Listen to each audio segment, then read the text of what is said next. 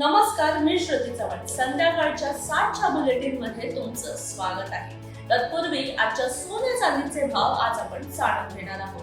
24 crate सोन्याचा दर आहे 1,40,910 रुपये. तर चांदीचा भाव आहे 2,31,000 ते 2,55,000 प्रति किलोच्या आसपास. आता वेळ न दवडता पाहूया आजच्या दिवसभरातील सर्वात महत्त्वाच्या आणि चर्चेतील बातम्या. कर्जतमध्ये तोरण प्रकल्पाला विरोध, जंगलातील जुन्या झाडांच्या तोडीवरून संताप.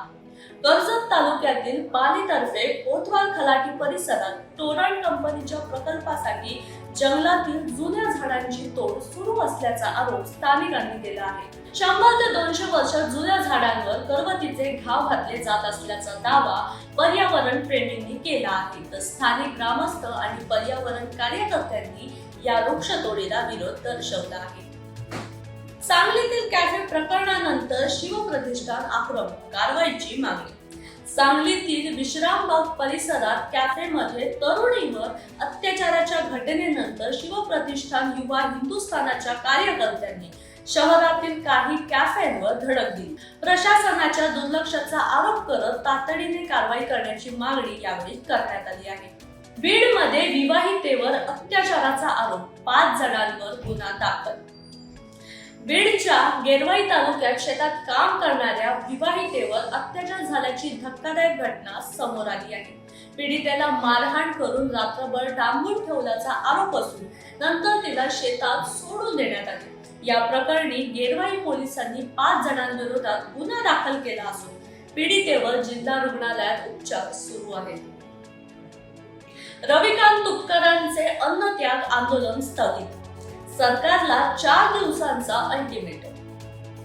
बुलढाण्यात शेतकरी नेते रविकांत तुपकर यांनी सुरू केलेले अन्नत्याग आंदोलन 5व्या दिवशी तात्पुरते स्थगित करण्यात आले. मंत्री गिरीश महाजन यांनी आंदोलनस्थळी भेट देऊन मागण्यांवर चर्चा केली आणि सरकारसोबत बैठक घेण्यासाठी 4 दिवसांची मुदत मागितली. मागण्या पूर्ण न झाल्यास पुन्हा आंदोलनाचा इशारा तुपकर यांनी दिला आहे. कर्जत चौक मार्गावर भीषण अपघात, 24 वर्षीय तरुणाचा मृत्यू. कर्जत चौक राज्य मार्गावर कंटेनर आणि दुचाकीची समोरासमोर धडक होऊन 24 वर्षीय जितेश रुठे याचा जागीच मृत्यू झाला. जितेश हे कर्जत तालुक्यातील बीड गावचे रहिवासी होते. जून महिन्यात या मार्गावरील अपघातांमध्ये मृत्यू झालेल्या दुचाकीस्वारांची संख्या 3 वर पोहोचली असून परिसरात शोक व्यक्त केला जात आहे. सिंधुदुर्गात प्रीपेड मीटरला ठाकरे सेनेचा विरोध. सिंधुदुर्ग जिल्ह्यात प्रीपेड 20 मीटर विरोधात ठाकरे शिवसेने आक्रमक भूमिका घेतली आहे. कुडाळ येथे महावितरण अधिकाऱ्यांना निवेदन देत कार्यकर्त्यांनी नवीन प्रीपेड मीटर बसविणे थांबवावे आणि बसवलेले मीटर काढून जुने मीटर पुन्हा बसवावे अशी मागणी केली आहे. पाणी उपास बंदी विरोधात स्वाभिमानी संघटनेचे आंदोलन. कोल्हापूरमध्ये शेतीसाठी पाणी उपास बंदीच्या निर्णयाविरोधात स्वाभिमानी शेतकरी संघटनेने जिल्हाधिकारी कार्यालयासमोर आंदोलन केले. माजी खासदार राजू शेट्टी यांच्या नेतृत्वाखाली झालेल्या आंदोलनात शेतकऱ्यांच्या प्रश्नांकडे तातडीने लक्ष देण्याची मागणी यावेळी करण्यात आली आहे. पाणी उपसा बंदीमुळे पिके करपू लागली, शेतकऱ्यांची बंदी उठवण्याची मागणी. कोल्हापूर जिल्ह्यात पाऊस लांबल्याने लागू करण्यात आलेल्या पाणी उपसा बंदीचा फटका आता शेतकऱ्यांना बसत आहे. भात, भुईमूग आणि सोयाबीनची उगवलेली पिके पाण्याअभावी करपू लागली. जय शिवराय किसान संघटनेने शेतीसाठी किमान 7 दिवस पाणी उपसा बंदी रद्द करण्याची मागणी केली असून शेतकऱ्यांनी तीव्र नाराजी व्यक्त केली आहे. ओमराजे सोबत नसल्याची खंत, कैलास पाटील वर्धापन दिनी भाऊक. शिवसेना उद्धव बाळासाहेब ठाकरे यांच्या पक्षाच्या वर्धापन दिन मेळाव्यासाठी मुंबईकडे रवाना होत असताना आमदार कैलास पाटील भाऊक झाले. खासदार ओमराजे निंबाळकर सोबत नसल्याची खंत व्यक्त करत त्यांनी पक्ष एकसंध ठेवण्यासाठी प्रयत्न सुरूच राहतील असे सांगितले आहे. अमित शहांच्या कोल्हापूर दौऱ्याची जय्यत तयारी, शहरात कडेकोट बंदोबस्त. केंद्रीय गृहमंत्री अमित शहा यांच्या कोल्हापूर दौऱ्याच्या पार्श्वभूमीवर शहरात उत्साहाचे वातावरण असून महायुतीकडून ठिकठिकाणी पोस्टरबाजी करण्यात आली आहे. महालक्ष्मी मंदिर येथे कडेकोट सुरक्षा व्यवस्था तैनात करण्यात आली असून शहराला पोलीस छावणीचे स्वरूप पाहायला मिळाले आहे. छत्रपती संभाजीनगर मध्ये भीषण आग, महिलेचा जागीच मृत्यू. छत्रपती संभाजीनगरातील गजानन नगर परिसरात पहाटे घराला भीषण आग लागून सुनंदाबाई राजेंद्र मोरे यांचा जागीच मृत्यू झाला आहे. अग्निशमन दल, पोलीस आणि महापालिका प्रशासनाने तातडीने घटनास्थळी धाव घेत बचाव कार्य केले.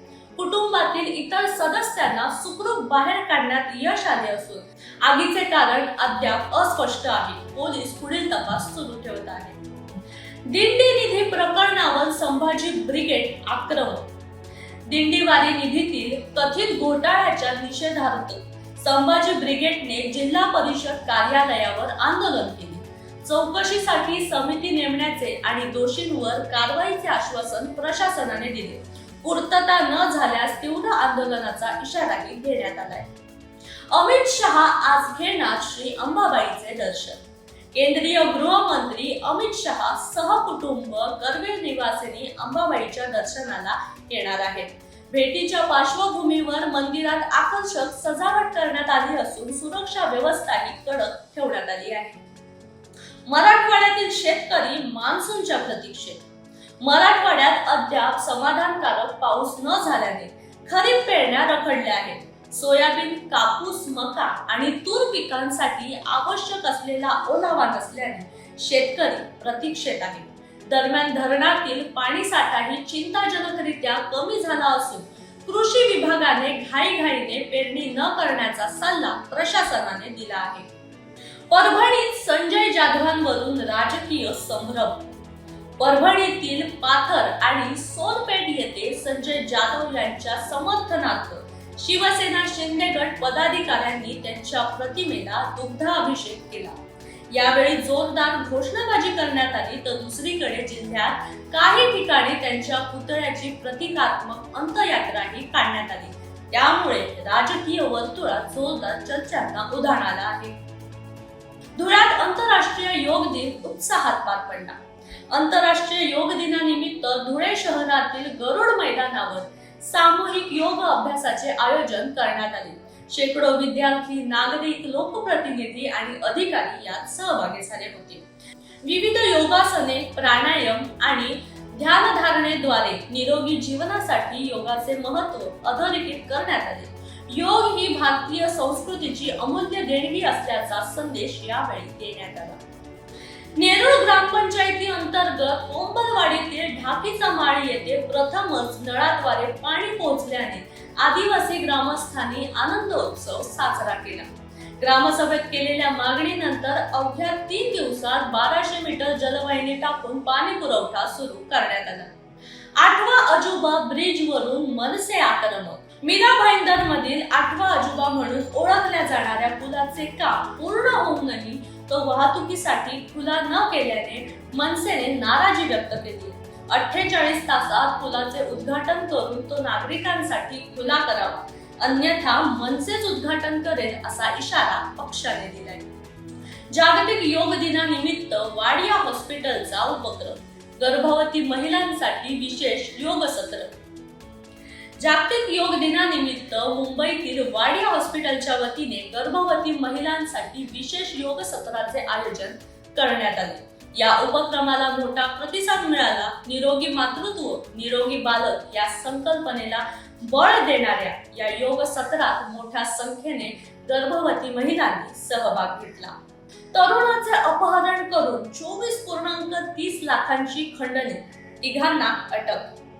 पिंपरी चिंचवडमध्ये एका तरुणाचे अपहरण करून तब्बल 24,30,000 रुपयांची खंडणी मागितल्याचा धक्कादायक प्रकार समोर आला आहे.